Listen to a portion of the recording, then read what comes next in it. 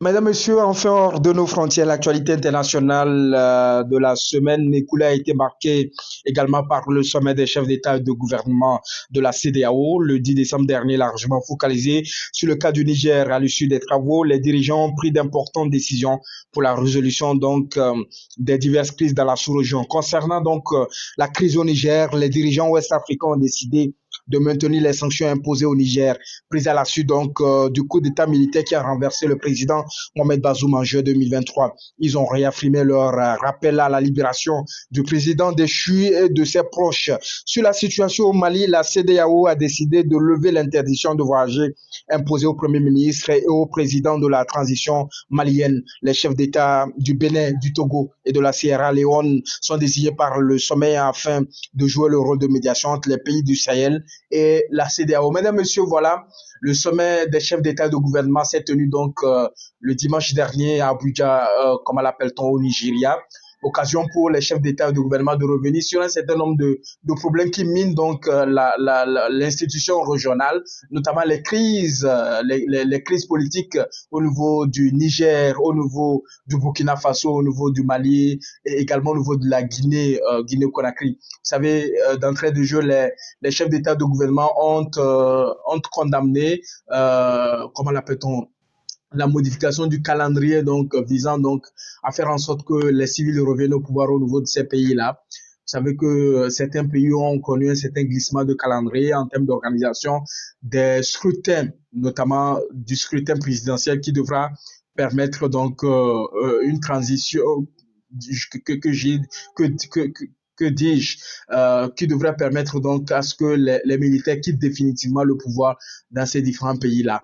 Donc, ils ont condamné cette modification unilatérale par ces régimes militaires au niveau de ces pays-là. Mais également, la CEDEAO a pris un certain nombre de mesures concernant ces pays-là, notamment en commençant par le Niger.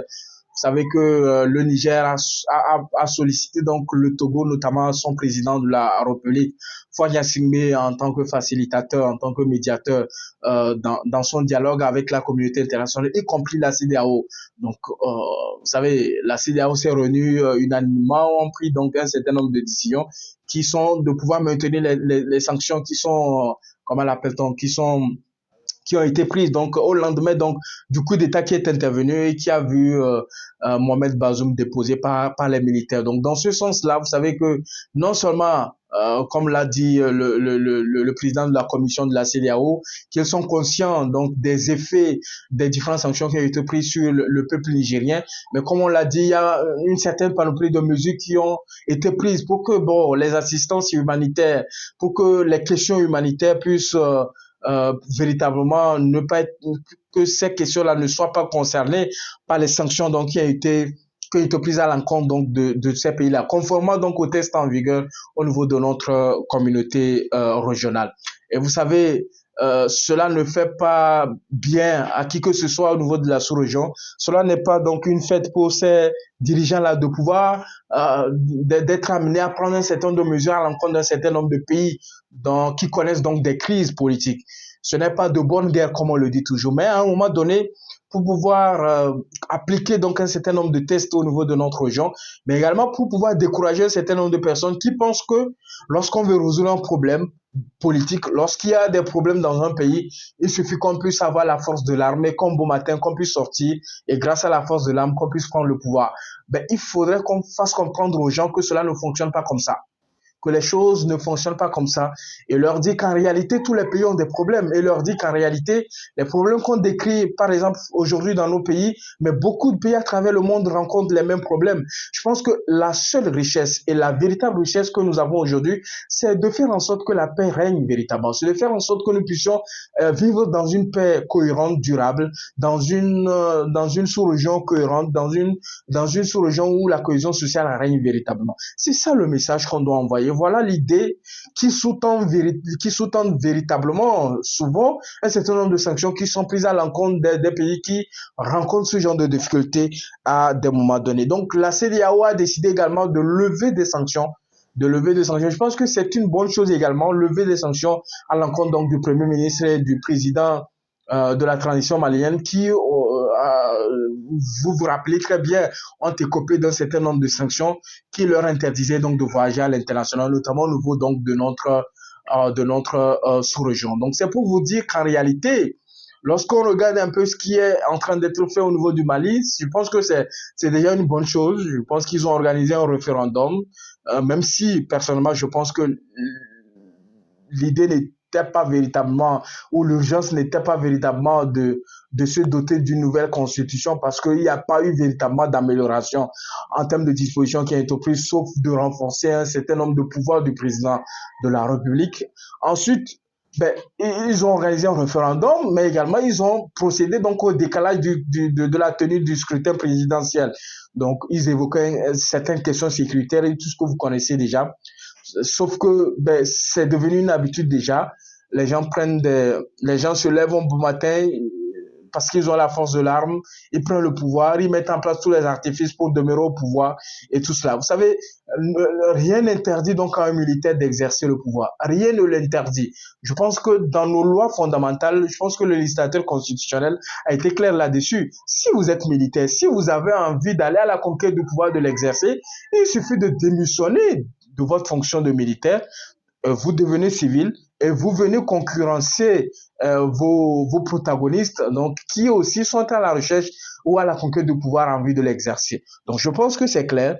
Les militaires qui ont des ambitions politiques, des ambitions présidentielles, je pense que si vous avez des ambitions présidentielles, au lieu d'utiliser la force de l'arme pour pouvoir déstabiliser nos États, et comme on le dit, lorsqu'il y a un coup d'État dans un pays, la perte que cela représente sur le plan économique, sur le plan social, lorsqu'il y a des coups d'État dans nos pays, la perte que cela représente en termes de retard de développement, vous ne pouvez pas imaginer, nous reculons véritablement. Et dire que dans certains pays, ben, ces pays-là ont connu des crises, ont connu des coups d'État. Donc, je pense qu'il faudrait donc prendre des dispositions pour que, bon, ces questions-là, ces situations-là ne se reproduisent pas et que les populations n'aient pas à payer comment l'appelle-t-on, lourd tribut donc de vos faits et gestes véritablement.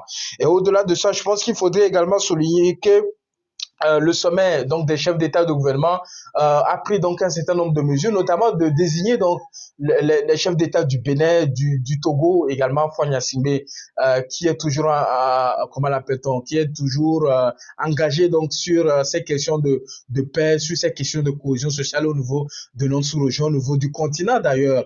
C'est un artisan de paix, comme on le dit toujours. Il est toujours engagé à trouver des solutions durables, des solutions non violentes, donc à des crises qui sévissent. Donc, ils ont été désignés, donc non seulement le président du Bénin, Patrice Talon, mais également le président du Togo, Faure Gnassingbé, et leur homologue de la Sierra Leone ont été désignés donc par le sommet par la conférence des chefs d'État et de gouvernement, en vue donc d'aller rencontrer donc les autorités militaires du Niger et de trouver donc des solutions idoines donc à cette crise qui provoque donc au niveau de ce pays frère et ami.